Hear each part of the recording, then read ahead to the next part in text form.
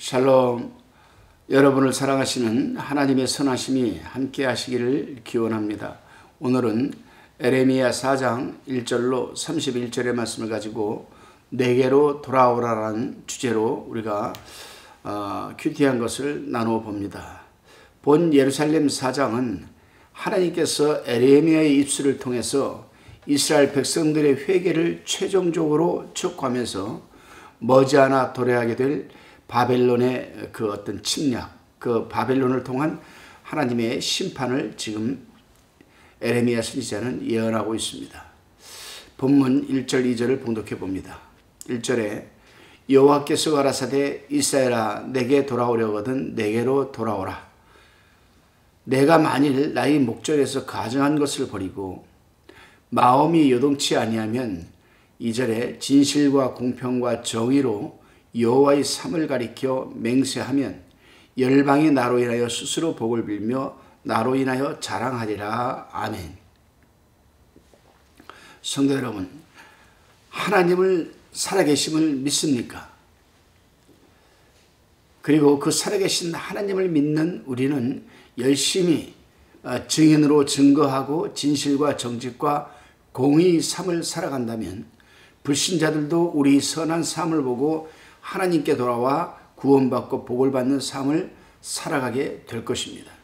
그렇기 때문에 하나님께서는 이스라엘에게 우상 숭배의 죄를 회개하고 돌아오면 바벨론 포로가 되지 않을 것을 지금 약속하고 계시는 것입니다.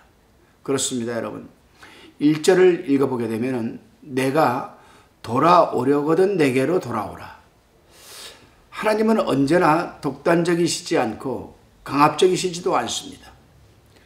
우리에게 자유의지를 주셔서 항상 당신의 백성들에게 논리적이시고 설득적이시고 자유의지를 존중해 주시고 선택의 자유를 주시는 분이신 줄 믿습니다. 그러므로 하나님의 백성들은 하나님의 말씀에 귀를 기울이고 주의할 필요가 있습니다. 왜냐하면 하나님의 말씀은 우리 생명과 직결되어 있기 때문입니다. 본문 3절 4절을 한번 읽어보겠습니다. 3절에 나 여호와가 유다와 예루살렘에게 이같이 이르노라. 너희 묵은 땅을 갈고 가시덤불 속에 파종하지 말라. 4절 유다인과 예루살렘 거민들아 너희는 스스로 할례를 행하며 너희 마음 가죽을 베고 나 여호와께 속하라.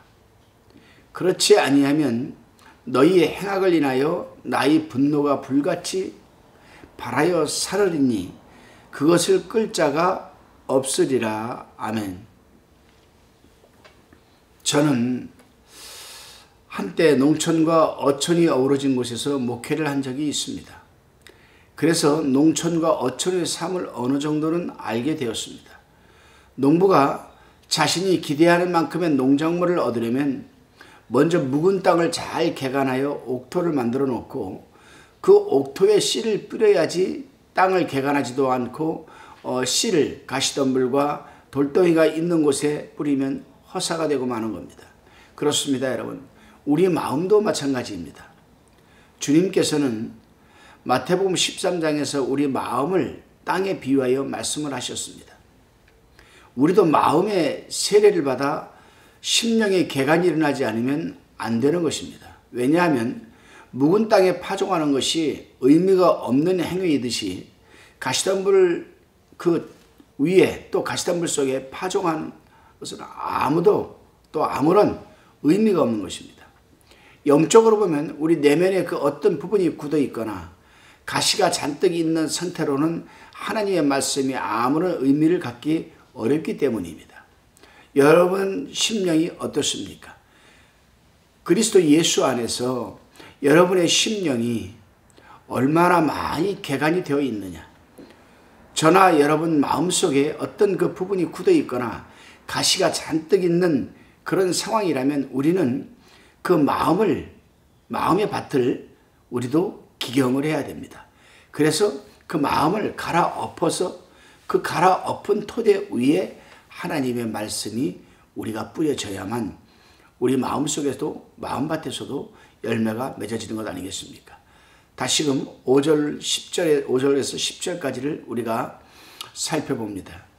바벨론이 북방에서 침략하니 나팔을 불어 전국에 공포하기를 길을 세우고 도망하되 지체하지 말라고 말씀하십니다.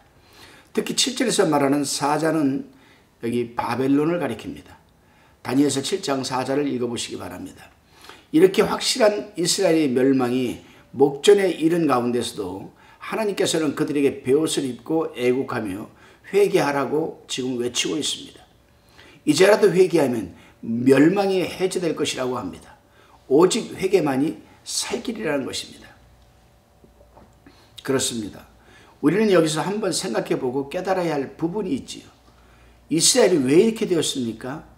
몰려드는 바벨론 세력은 왕의 권력이나 방백들이 이 군대로도 바벨론을 막을 수가 없기 때문에 마음이 낙담하여 실망하고 제사장의 율법과 선지자의 예언으로도 막을 수가 없었기에 이상히 여기며 거짓 선지자들이 거짓으로 인도하는 말을 믿고 따라가다가 그 지경까지 이르게 된 것입니다. 그렇다면 우리는 다시 두 가지를 한번 생각해 보아야 합니다. 먼저는 회개하라고 외치는 진실된 하나님의 종의 말을 들어야 한다는 것입니다. 진실한 하나님의 종의 말을 들었다면 문제는 거기서 해결되는 것입니다. 그러나 이스라엘 백성들은 하나님의 종이라면 괜찮다, 잘 될 것이다 라고 해야지 죄를 자복하고 회개하라면 되느냐? 그러면서 진실된 종의 말을 듣지 않았던 것이 이스라엘에게 문제가 되었던 것입니다. 다음은 당시 거짓 선지자들의 예언입니다. 그들은 백성들을 유혹하면서 괜찮다, 우리 여호와 하나님이 지켜주실 것이다 라고 하였고 백성들은 그 말을 듣고 따라갔던 것입니다. 그렇습니다, 여러분. 오늘날도 진실되게 외치는 종의 말을 들으려고 하지 않고 잘된다, 축복이다 라고만 외치는 종들을 따라가는 사람들이 얼마나 많은지 모릅니다. 결국 그들 또한 망하는 지름길인 것을 우리는 잘 알아야만 합니다. 그러므로 우리는 분별력을 갖고 책망을 하든 칭찬을 하든 그 어떤 상황에서도 오직 하나님의 말씀만 듣고 보고 순종하며 살아가는 여러분들이 되시기를 바랍니다. 다시금 본문 11절로 18절까지 내용을 살펴봅니다. 11절로 13절에 보면은 바람이라는 단어가 나옵니다. 바람. 이 바람은 바벨론으로 인하여 오는 재난을 비유하는 것입니다. 곧 유대인을 정죄하여 심판하는 일을 말합니다.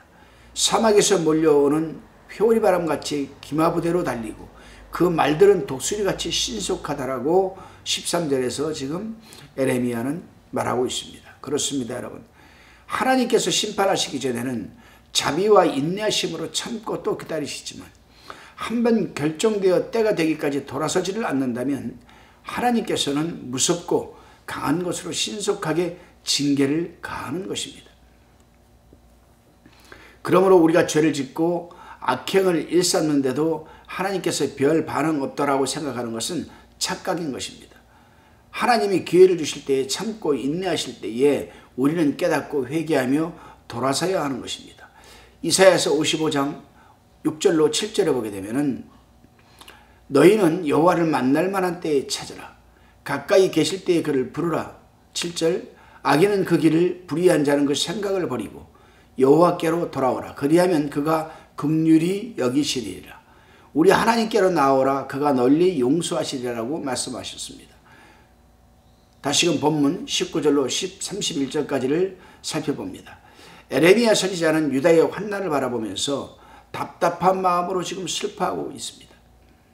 전쟁의 사실이 아직 나타나지 않았으나 성령의 감동으로 바벨론 군대의 깃발을 보고 그 나팔 소리를 듣고 탈취당할 것을 그 심령으로 예감할 때에 마음이 얼마나 아프고 오죽하면 그 괴로움을 견디지 못하여 언제까지니까라고 에레미야가 지금 부르짖고 있는 겁니다.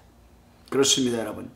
이렇게 진실하게 하나님을 생각하고 그 백성을 생각하는 에레미야 선지자같이 주의 종이 부르짖을 때에 그들의 생각과 마음을 바꾸어 회개하고 하나님 품으로 돌이켜야 하는 것입니다.